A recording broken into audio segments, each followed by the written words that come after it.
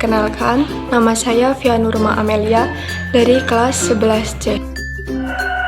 Di video ini, saya akan membahas materi tentang gelombang bunyi. Jadi, apa sih gelombang bunyi itu? Gelombang bunyi adalah suatu bentuk gelombang mekanik yang merambat melalui medium. Medium perambatan bunyi ini dapat berupa zat padat atau cair, seperti udara dan air. Gelombang bunyi juga merupakan gelombang longitudinal, yang mana arah getaran partikel medium gelombang bunyi sejajar dengan arah perambatannya. Selanjutnya yaitu klasifikasi gelombang bunyi. Berdasarkan rentang frekuensinya, gelombang bunyi dibedakan menjadi 1. Infrasonik, yaitu gelombang bunyi yang memiliki frekuensi kurang dari 20 Hz. Frekuensi ini tidak bisa didengar oleh manusia, hanya bisa didengar oleh binatang tertentu, misalnya jangkrik. Yang kedua, audiosonik. Audiosonik adalah gelombang bunyi yang memiliki frekuensi antara 20 sampai 20.000 Hz. Frekuensi inilah yang dapat didengar oleh telinga manusia. Yang ketiga, ultrasonik. Ultrasonik adalah gelombang bunyi yang memiliki frekuensi lebih dari 20.000 Hz. Hewan yang dapat mendengar gelombang bunyi ini adalah anjing dan kelelawar. Sifat-sifat gelombang bunyi. Gelombang bunyi mempunyai beberapa sifat. Yang pertama yaitu refleksi. Refleksi atau pemantulan adalah kemampuan gelombang bunyi untuk memantulkan bunyi itu sendiri.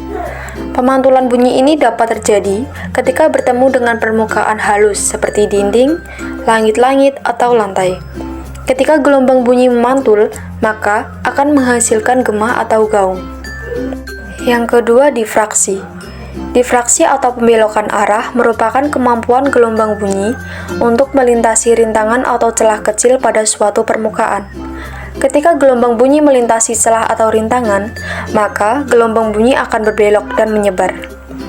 Difraksi ini memungkinkan gelombang bunyi untuk menyebar ke dalam ruangan atau melewati celah sehingga suara dapat didengar di sekitar sudut dan belakang penghalang.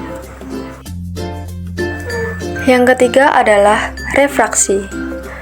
Refraksi terjadi jika gelombang bunyi dari suatu medium memasuki medium lain dengan sudut tertentu. Hal inilah yang menyebabkan suara petir pada malam hari terdengar lebih keras dibandingkan siang hari. Pada malam hari, lapisan udara bagian bawah lebih rapat daripada bagian atas, sehingga suara petir dari lapisan udara akan dibiaskan mendekati permukaan tanah di bawahnya. Yang keempat, interferensi. Interferensi adalah perpaduan dua gelombang berbeda yang saling berinteraksi pada medium yang sama. Interferensi terbagi menjadi dua macam, yaitu interferensi konstruktif dan interferensi destruktif. Interferensi konstruktif adalah keadaan saat kedua gelombang yang berinterferensi sefase sehingga saling memperkuat. Sebaliknya, interferensi destruktif terjadi ketika kedua gelombang yang berinterferensi berbeda fase 180 derajat sehingga saling melemahkan. Yang terakhir yaitu pelayangan. Pelayangan bunyi adalah dua bunyi keras atau dua bunyi lemah yang terjadi secara berurutan. Jika kedua gelombang bunyi merambat bersamaan, bunyi paling kuat akan dihasilkan saat fase keduanya sama. Jika kedua getaran berlawanan fase, maka akan menghasilkan bunyi paling lemah.